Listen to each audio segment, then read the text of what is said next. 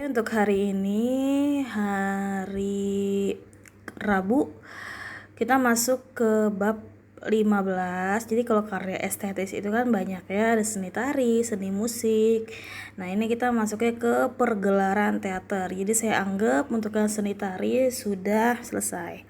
Nah, di sini kita lihat bahwa pergelaran teater ini yang akan dibahas adalah pengertian, unsur, kreativitas, teknik, tata pentas, sampai pada cara perencanaan, tahap proses, sampai tahap pergelaran maupun evaluasi. Itu ya. Oke. Dibuka bisa dimodulir di halaman 382. Jadi seni teater itu merupakan sebuah karya seni maupun karya sastra, gitu kan, yang dimana pergelaran teater itu melalui media atau perantara alat elektronik. Berikutnya, seni teater bukan hasil kerja individu, tetapi merupakan hasil kreativitas bersama kolektif dengan beberapa awak pendukung pentas. Gitu ya. Jadi bukan pekerjaan individu namun memerlukan kerjasama. Berikutnya kita lihat, ini adalah pengertian dari pergelaran itu sendiri apa. Nah, pergelaran teater secara umum merupakan proses komunikasi atau peristiwa interaksi antara karya seni dengan penontonnya yang dibangun oleh suatu sistem pengelolaan, yakni manajemen seni pertunjukan. Nah, manajemen seni pertunjukan ini dapat dipahami sebagai serangkaian tindakan yang dilakukan seorang pengelola seni dalam memberdayakan sumber-sumber atau potensi yang ada berdasarkan fungsi-fungsinya secara efektif dan efisien. Lalu tujuannya apa ya? Nah, tujuannya ini guna mencapai kualitas karya seni yang bermutu dan menjaga kesejahteraan beberapa awak pendukung pergelaran di dalamnya.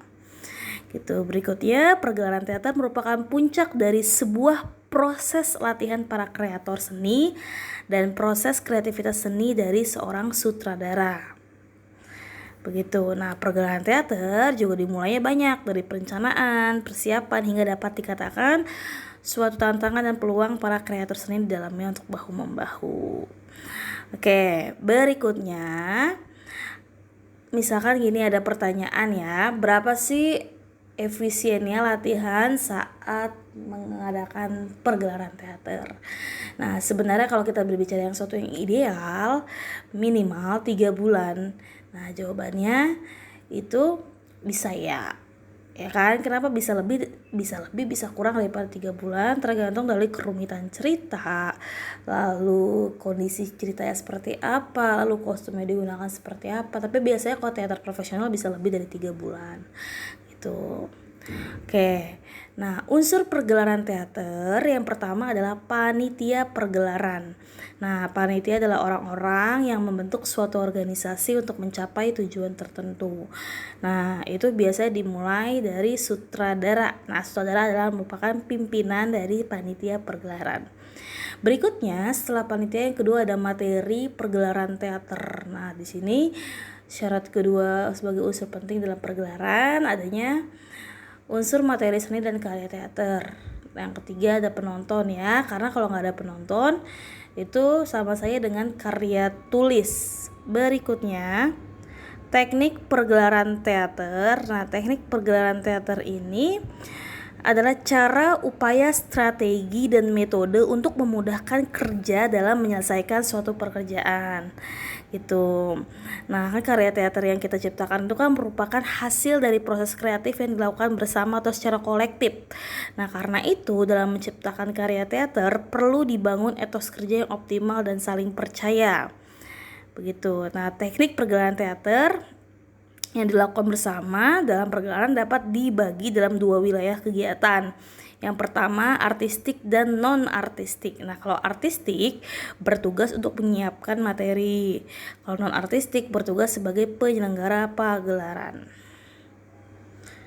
Begitu. Berikutnya Pergerakan teater dapat kamu lakukan dengan cara pembagian wilayah, kerja artistik, non-artistik. Meliputi yang pertama, satu, perencanaan pergelaran teater. Nah, di sini merupakan suatu langkah kegiatan awal dalam menetapkan kegiatan melalui tahapan kerja untuk mencapai tujuan yang telah digariskan. Nah, di dalam perencanaan biasanya terdapat keputusan-keputusan dari seorang sutradara atau pimpinan. Nah, tujuan dari perencanaan adalah untuk menghindari tingkat kesalahan atau hambatan yang akan terjadi serta sekaligus mendorong meningkatnya pencapaian tujuan. Yang kedua, langkah-langkah perencanaan non-artistik. Ya, langkah-langkah pencegahan non-artistik di sini diawali dengan suatu rapat atau pertemuan terbatas dengan agenda suatu program. Nah, ini misalkan yang bagian dari langkah-langkah adalah yang pertama, bisa kalau misalkan cakupannya sekolah ya, pertemuan sekolah dengan komite sekolah. Nah, ini untuk mencapai kata mufakat untuk suatu hal penting yang dilakukan dalam memulai suatu kegiatan, dirapatkan ya. Bagaimana nanti kebijakan dan sebagainya. Yang B, pembentukan panitia inti, siapa sutradara, lalu pimpinan produksi dan sutradaranya siapa gitu ya, lalu siapa juga yang bagian peralatan, perlengkapan dan sebagainya. Yang C, penentuan lakon teater. Jadi di sini kita biasanya sudah mulai membedah naskah untuk tanggung jawab seorang sutradara, lalu juga diputuskan siapa pemerannya, mana yang antagonis, mana yang protagonis, mana yang menjadi figuran, tritagonis dan sebagainya. Begitu ya. Berikutnya yang D, penyusunan kepanitiaan. Jadi pengorganisasian dalam pergelaran teater lebih pas dengan bentuk organisasi panitia karena pola ini bersifat praktis dan tentatif atau sewaktu-waktu. Artinya panitia dibentuk sesuai dengan kapasitas kebutuhan dan dibubarkan juga dengan batas waktu berakhir. Gitu. Susunan panitia dapat dilakukan dalam pergelaran teater di sekolah. Nah, ini pelindung, penasehat, penanggung jawab, pimpinan produksi. Lalu pimpinan produksi setara dengan sutradara ya.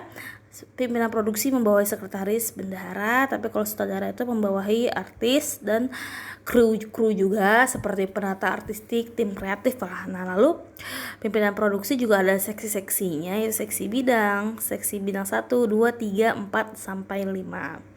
Di sini biasanya jadi pelindung itu kalau dalam cakupan sekolah yaitu Bapak Kepala Sekolah dan komite sekolah. Kalau penasihat adalah dewan kelas dan wali kelas.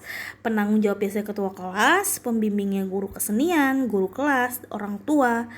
Lalu yang kelima, pimpinan produksi biasanya adalah seorang manajer atau pimpinan